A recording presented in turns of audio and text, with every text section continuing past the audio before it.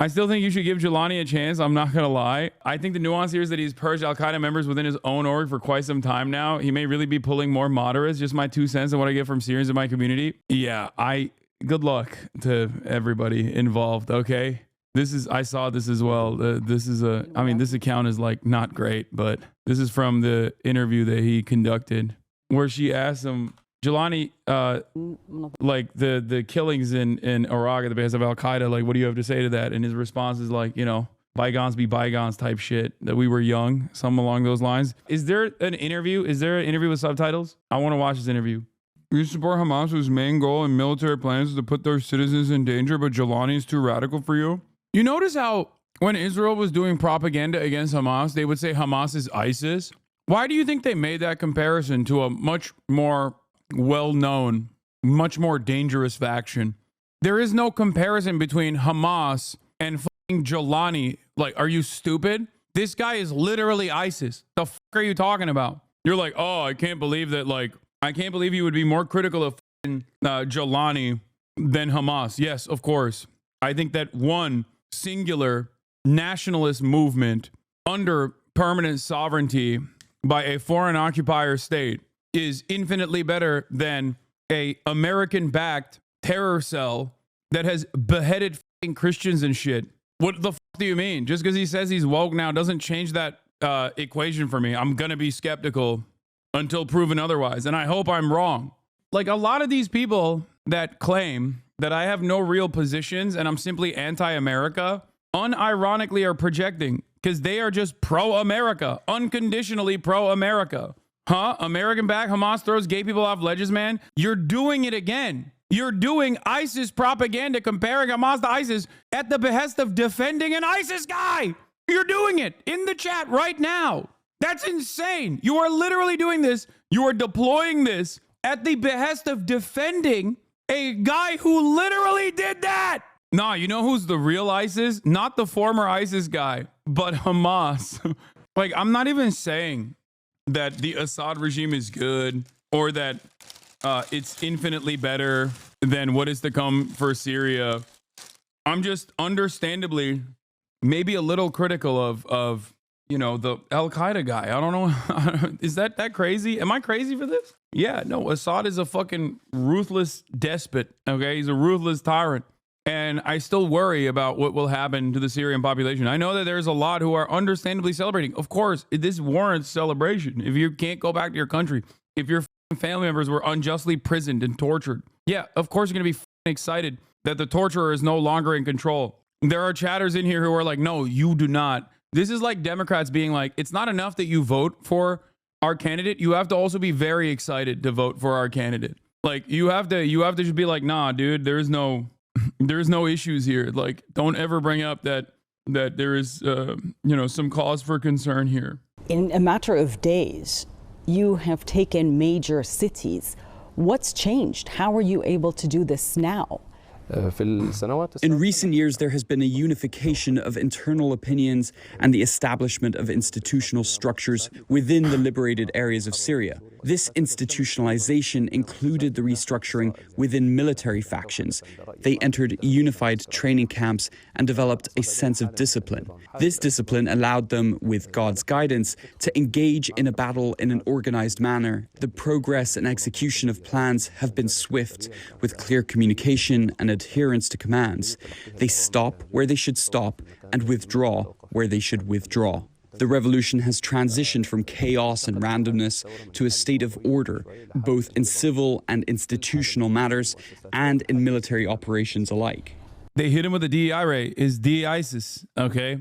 Listen, I'm going to be skeptical. While I share the enthusiasm that many Syrians experience, many Syrians feel on this day, understandably, given that the Assad regime has been toppled, it's going to be a little bit harder.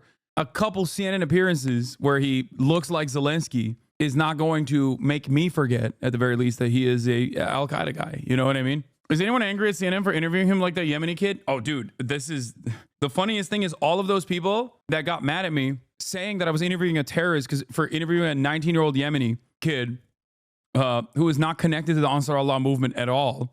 that they imagined his connections are literally the very same people that are like, no, this guy is different now. You're stupid. Like this guy literally has a fucking very long career. Like his resume is filled to the brim. It's hard for me not to be worried. It's hard for me not to be skeptical. How is he any different from a Hamas leader who seeks the freedom of Gaza? Both are fighting against oppressors, one internal and the other an occupier. Great question. Hamas leadership is almost entirely preoccupied with the end of the Israeli sovereignty over Palestinian lands. Salafists and Al-Qaeda style, ISIS style groupings in the region actually have expansionist interests beyond simply some kind of liberatory reasons.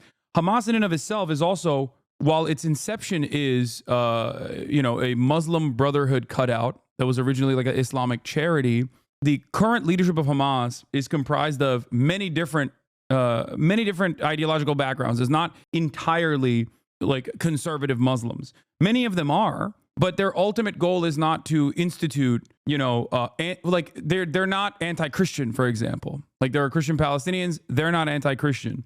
Whereas I would say that these guys, at least in the way that they operated historically, were very much anti anyone that is not that does not abide by their version of Sunni Islam. Does that make sense? Muslim Brotherhood is not remotely comparable to ISIS or Al-Qaeda. No, I'm not saying it's comparable. I'm stating that while the origination of Hamas comes from Islamist fundamentalists, like it's true, these guys are fundamentalists ideologically, their actions and their goals are entirely different. That is the reason why Galani had to disavow not only his former acts, but also has had to say over and over again that they are no longer interested in global jihad. They are no longer interested in, fighting the West or fighting against any sort of like non-Sunni Muslim sect, or even Sunni Muslims, really, if they don't abide by the really aggressive, really rigorous mechanisms of control that they want to implement. You have to look at what is changed here. And if you want to understand what has changed here, okay, in his attitude, in the way that he presents himself, in his ideology, you'll probably develop a better understanding of like what my criticisms are, at least. Islamism is diverse and there are very moderate strands, but these guys come from Al-Qaeda one way or another. Exactly. Like there's infighting there for sure. There were infighting amongst the Mujahideen factions as well in Afghanistan. So there's infighting within ISIS, Al-Qaeda, Al-Nusra, and HTS. But this is hard to ignore. In the past, you have talked about strict Islamic rule. Is that still the plan? People who fear Islamic governance either have seen incorrect implementations of it or do not understand it properly. We are talking about something that aligns with the traditions and nature of the region. The most important thing is to build institutions. We are not talking about rule by individuals or personal whims. It's about institutional governance. Yeah, he read Why Nations Fail, and you can tell. He is a firm and committed institutional defender. He has become a liberal institutionalist, yes. He's technically not wrong to the Oriental self-righteous r/atheism freaks in the chat, but he's also probably wrong because of his track record. Yeah, that's my only... Guys, there's a couple different things to take note of here. One, the reception overall of a guy like this after his track record, because he suits the purpose of taking down, toppling a guy that America also didn't like in the region, okay? Was he worthy of toppling? Absolutely. I'm not saying that Assad is a good dude at all. Having said that, however, the American media, it's interesting, at least for me, after the months and months, if not a year plus, many months of coverage over Hamas and other emancipatory groups and their broad reception in American media, or even Hezbollah, as a matter of fact, versus a guy like this. When you look at a guy like this and how quickly Western media will present him as a Zelensky-style person, a moderate with a deep, dark past that he has overcome and has changed his attitude on. I think it's important to take note of why Western media is so quick to recognize him as not a guy who was literally a former Al-Qaeda ISIS guy, like a high-ranking Al-Qaeda guy, but instead as a moderate revolutionary figure that is abiding by the wishes of the Syrian population. I think that's important to understand. The other thing, for me at least, is like, I'm going to be always a little bit skeptical of a guy like this. It's just, historically speaking, groups that America's aligned with, and I guess like the only group that I wouldn't say this for is the Syrian Defense Forces. And they are also obviously backed and trained by the American government. And yet I think that they are much more reasonable, much better overall than what this dude is doing or what this dude has done in general. He sounds like a communist. Lamau, Sharia government. Yeah, Sharia governance hasn't been implemented correctly. I like that there was someone said he's the he's not a Sharia Trotskyist. He does not think that there should be a permanent global jihad, an international global jihad. He thinks there should be a jihad in one nation only. Yeah, no war, but no jihad, but class jihad.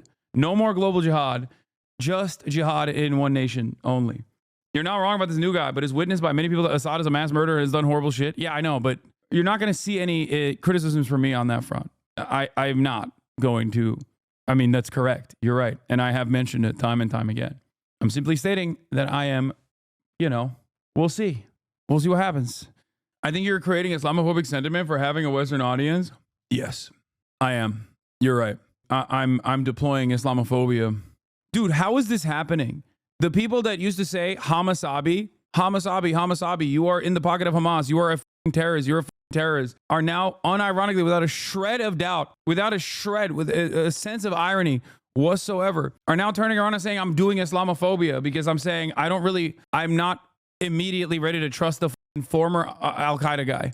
Like, that's insane. How does this work? I just don't understand it. Like, I don't. I genuinely can't comprehend how people have no cynicism, no media literacy, no critical thinking skills whatsoever, and they just simply operate on whatever the TV is saying is good. I believe it, and I will just fight for it. I will fight for it over and over again.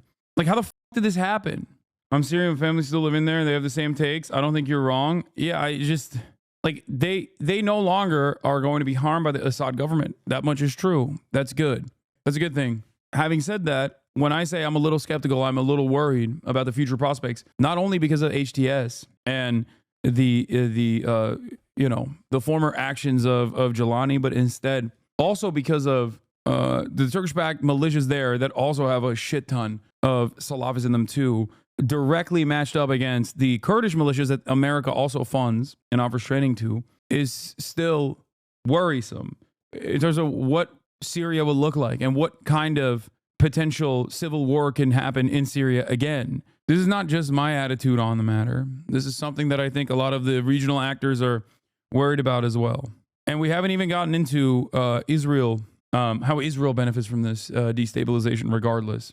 Once an Al-Qaeda leader, your group has had affiliations with Al-Qaeda, with ISIS, and now you are projecting this image of a moderate leader and a moderate group. What is HTS right now? Let's stop operating this Marvel-style mindset of heroes versus villain. Assad is a tyrant and a monster. He's good. He's out. Al-Jalani is an Al-Qaeda operative who committed atrocities as a part of the militias for 2 decades.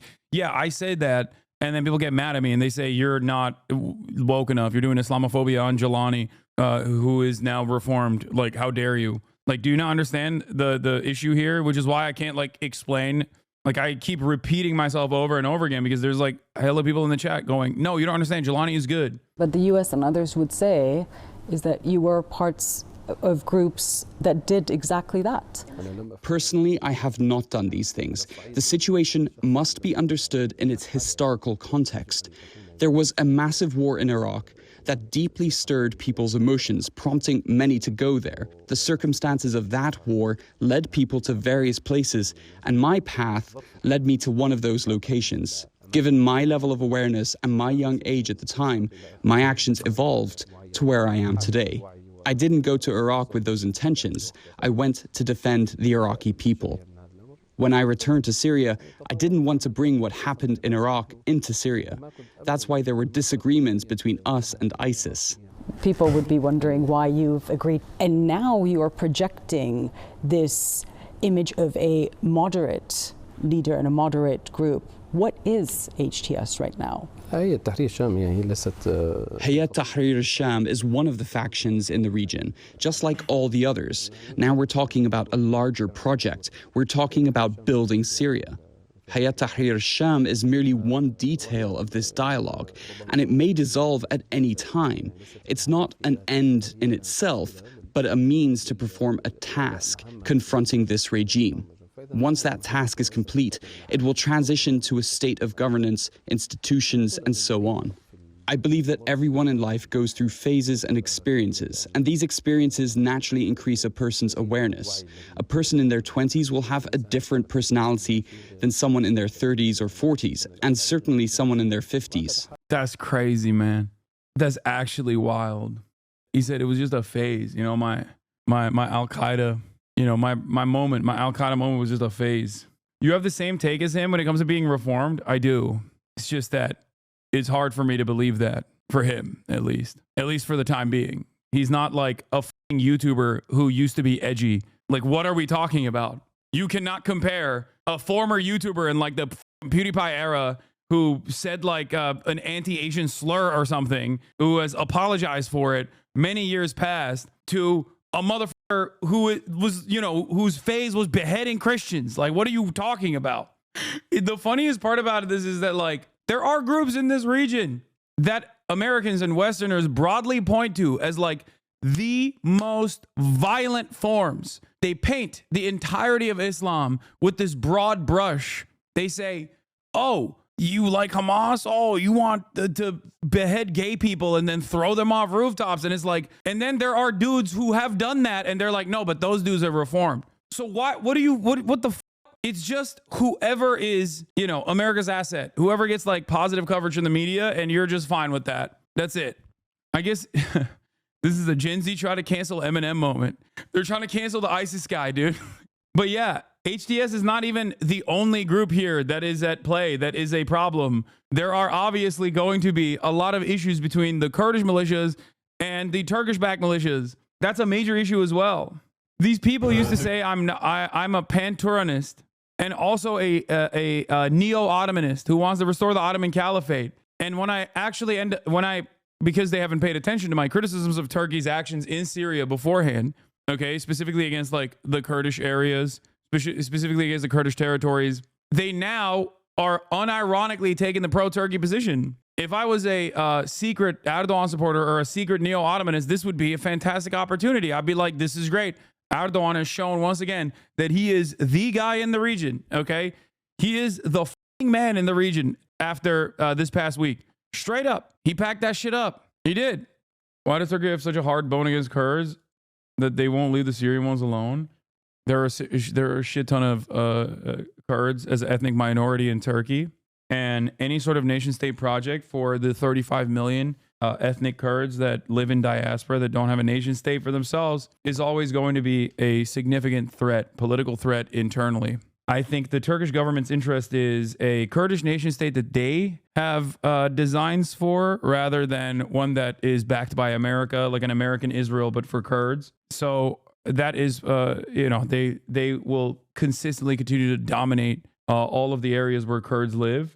ISIS cannot be compared to HTS or any other group in the region. ISIS has no desire to nation build. This is such a funny thing to say because, like, I mean, ISIS tried to do a nationalized healthcare system too. That doesn't change their brutality. You know what I mean? I remember a time when ISIS literally stole the NHS logo when they were trying to do woke NHS. Yes, they are a violent expansionist militia, incredibly violent. But to say that they have no interest in like nation building, you just don't agree with it, and I don't either. But you know, the name Islamic State, it's literally in the name. The second S is state. That's what the first S comes from. The second letter in ISIS is literally state. People listening to this are going to wonder why they should believe you. You are still a specially designated global terrorist by the United States with a $10 million bounty on your head. Your group is a prescribed terrorist organization by the United States, by the UN, by the EU, and others. I say to people, don't judge by words, but by actions. I believe the reality speaks for itself. These classifications are primarily political and at the same time wrong. I define a terrorist as someone who intentionally kills civilians, harms innocents, or displaces people. Like, no follow-up to that. Like, okay, well, what about your actions that was just that? It's crazy. He sounds like me, bro. He said we must preserve these institutions. Like, there's no way that you can operate without good governance. We will cease to exist if necessary. Also, terrorism is a political classification, is a political designation, and that is oftentimes unjustly given to non-state actors that happen to be outside of the periphery of American State Department interests, which is hilarious because now that he is in the American State Department interests, more openly at least, now there's no reason to utilize like a cutout or anything like that, and they can directly just take him off the terrorist list. Yeah, he's like a HasanAbi head. Wait, HasanAbi, do you disagree with him? No, of course I don't disagree with him. But who's saying this and why they're saying it also matters. Yes, on its face, he's saying all the right shit. I agree. He is repeating a lot of the things that I have said many, many times over. The problem is, you know, it's important to recognize what he has done.